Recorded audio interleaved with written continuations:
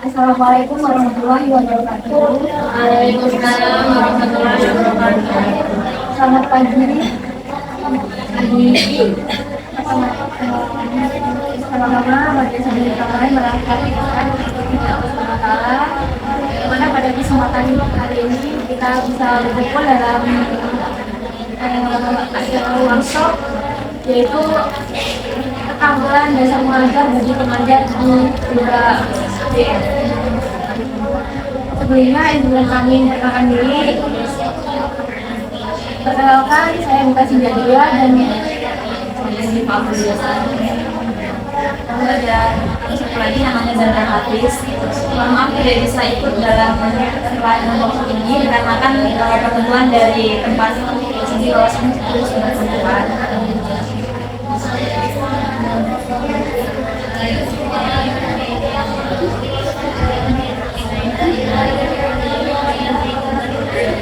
Jadi teman kami membantu mengerjakan di luar ruangan membantu. Baik, untuk merevisi waktu, di sini saya akan membahas mengenai bagi pengajar di pusat kegiatan belajar mengajar tentang keterampilan dasar mengajar. Jadi keterampilan dasar mengajar itu apa sih? Keterampilan dasar mengajar itu adalah kemampuan yang harus dimiliki pengajar supaya pembelajaran menjadi lebih efektif, menarik, dan mudah dipahami oleh peserta didik. Nah, mengapa penting sih dari keterampilan dasar mengajar itu? Dikarenakan peserta PKBM itu sangat beragam dalam hal usia, latar belakang, dan kemampuannya. Jadi pengajar perlu keterampilan khusus untuk mengakomodasikan keberagamannya. Lalu tujuan dari workshop ini itu yang pertama itu ada pemahaman, yaitu membantu pengajar memahami keterampilan dasar pengajar serta komprehensif atau menyeluruh agar dapat diterapkan dalam pembelajaran di PKBM. Lalu yang kedua itu ada penyampaian, meningkatkan kemampuan menyampaikan materi pembelajaran dengan jelas, menarik, dan mudah dipahami oleh peserta didiknya. Yang ketiga itu ada kepercayaan diri, yaitu untuk menciptakan suasana belajar yang aktif, nyaman, dan menyenangkan, serta melatih pengajar agar lebih percaya diri saat mengajar. Lalu jenis-jenis keterampilan dasar mengajar. Yang pertama itu ada keterampilan interaksi. Keterampilan interaksi itu yang pertama membuka dan menutup pembelajaran, memulai dengan motivasi, mengakhiri dengan kesimpulan. Lalu yang kedua menjelaskan materi, itu menyampaikan dengan jelas dan bertahap. Yang ketiga itu ada bertanya, yaitu untuk mendorong partisipasi atau peserta didik agar aktif. Lalu yang kedua itu keterampilan pengelolaan. Yang pertama itu memberikan penguatan seperti kayak pujian dan motivasi untuk peserta didik. Kemudian yang kedua ada mengelola kelas. Mengelola kelas yaitu menciptakan suasana yang lebih kondusif. Yang ketiga itu menggunakan media seperti alat bantu pembelajaran yang efektif sesuai dengan kebutuhan.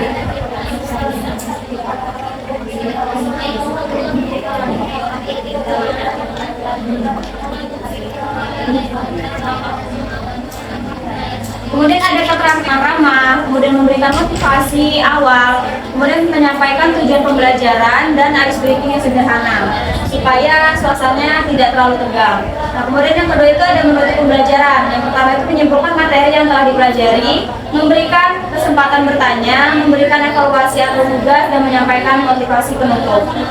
Kemudian ada keterampilan menjelaskan materi. Yang pertama itu ada gunakan bahasa sederhana, yaitu gunakan kata-kata yang mudah dipahami oleh semua peserta didik, hindari istilah teknik yang membingungkan dan sesuaikan dengan tingkat pemahaman dari siswa didiknya.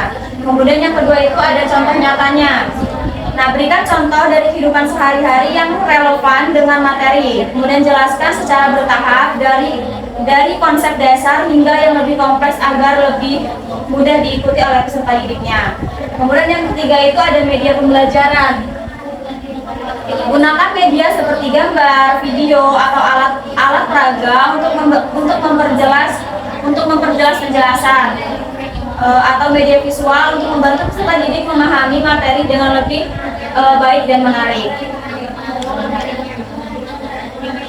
Kemudian berikan juga seperti ada keterampilan bertanyanya. Tujuan bertanya itu yang pertama mengecek pemahaman peserta didik, kemudian mendorong berpikir kritis dan analisis, kemudian meningkatkan partisipasi aktif dalam pembelajaran. Yang kedua itu contoh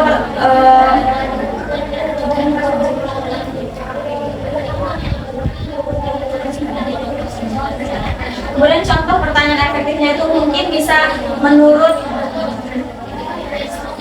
Ustazah, manfaat belajar keterampilan ini misalnya apa? Kemudian bagaimana pendapat dari peserta didik tentang materi yang sudah disampaikan?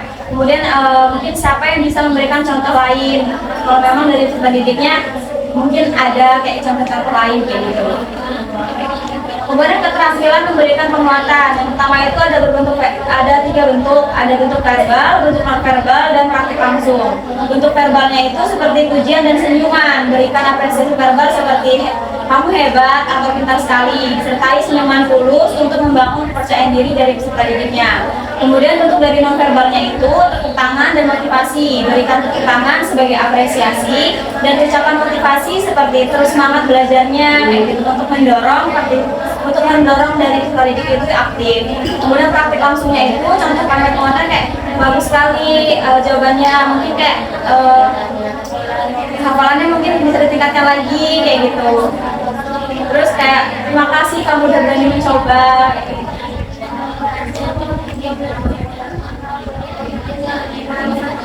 Kemudian karakteristik pengajar yang baik. Yang pertama itu harus sabar dan komunikatif. Pengajar yang efektif memiliki kesabaran tinggi dalam menghadapi peserta didik yang beragam. Baik dari komunikasi yang baik, membantu menyampaikan materi dengan jelas dan membangun hubungan positif dengan mereka, dengan peserta didik. Kemudian yang kedua itu harus memahami kebutuhan, mampu memahami kebutuhan dan karakteristik setiap peserta didik. Kreativitas dalam mengajar membuat pembelajaran lebih menarik dan mudah dipahami oleh peserta dengan latar belakang yang berbeda.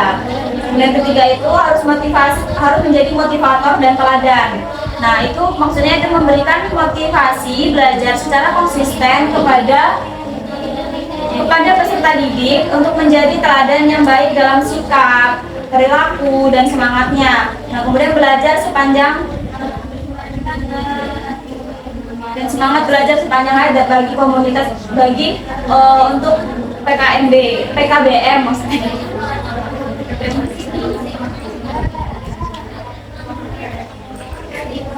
Nah, kemudian dari simulasi singkat mengajar, dari mengajar singkat pendahuluan. Yang pertama itu praktik mengajar, membuka pembelajaran dengan salam dan motivasi, kemudian menjelaskan materi selama 5 menit. Nah, menggunakan media pembelajaran yang sesuai dan menutup pembelajaran dengan kesimpulan. Yang kedua itu tujuan dari simulasinya itu yaitu melatih percaya diri dalam mengajar, mengasah kemampuan berbicara di depan kelas, dan mempraktikkan keterampilan mengajar secara langsung dalam lingkungan yang mendukung.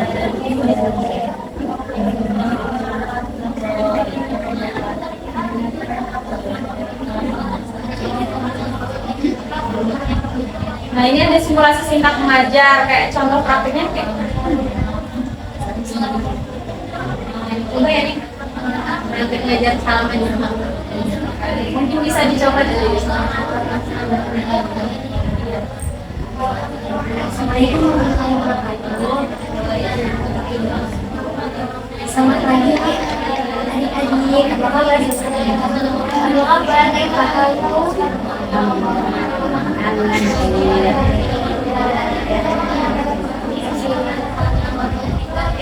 Itu contoh dari kalimat pembuka dalam mengajar. Kemudian mungkin ada ringkasan materinya, terus penggunaan dari medianya, keluar dari penutup, dan tips lagi. Kesimpulan rangkuman pembelajaran. Yang pertama itu ada pembelajaran efektif. Keterampilan dasar mengajar sangat penting untuk menciptakan pembelajaran yang efektif, menarik, dan menyenangkan di lingkungan. Kemudian yang kedua itu ada belajar aktif dan nyaman. Penguasaan keterampilan ini membantu peserta didik belajar secara aktif, merasa nyaman, dan lebih mudah memahami materi pembelajaran. Yang ketiga ada terus berlatih. Mengajar PKBM perlu terus belajar dan berlatih mengembangkan keterampilan mengajar untuk meningkatkan kualitas pendidikan masyarakat.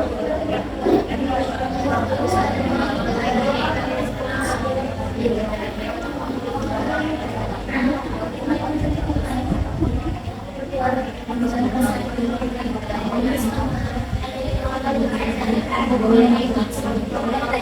Boleh kan? Misalkan sebelum mulai dari sekarang kita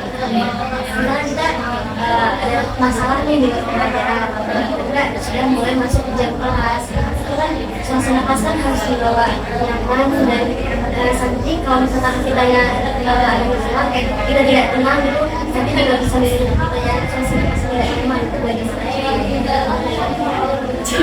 Kasih suasana kelas yang seperti itu, tapi dari kita sendiri gitu ya.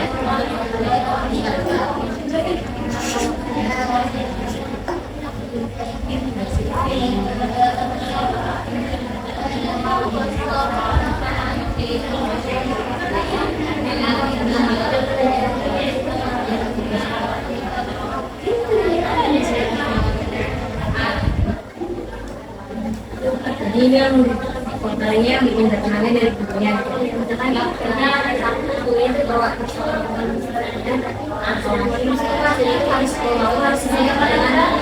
yang dibawa EJ dan kamar kayak kan gurunya ada masalah kak, ini kan sebenarnya jadi ada masalah terus sudah masuk ke kelas kak, jadi gimana cara kita menangani biar masalah kita tuh nggak sampai ke bawah ke kelas. Kita kan tetap harus menciptakan ruang yang aman untuk para santri kita kan kak, itu gimana caranya? Kita kan kita tuh harus masuk ke kelas suasana yang buat murid itu jadi lebih nyaman biar masalah kita tuh tidak mengaruhi mereka.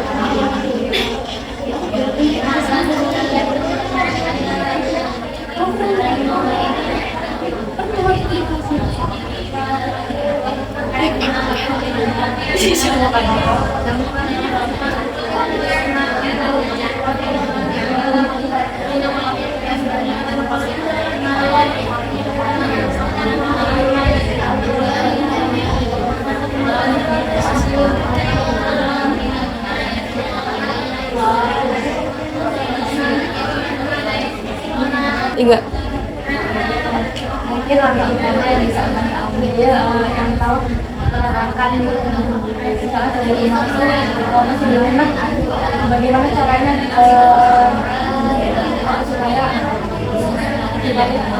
sebelum sekolah kayak di kurang memberikan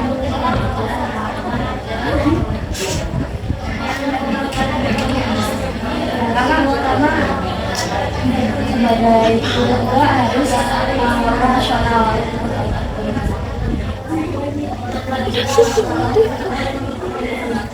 Kemudian mengatur nafas itu tadi menenangkan diri dengan salah satunya mengatur nafas. Itu mengubah pikiran nggak begitu mungkin bisa menjadi benci positif.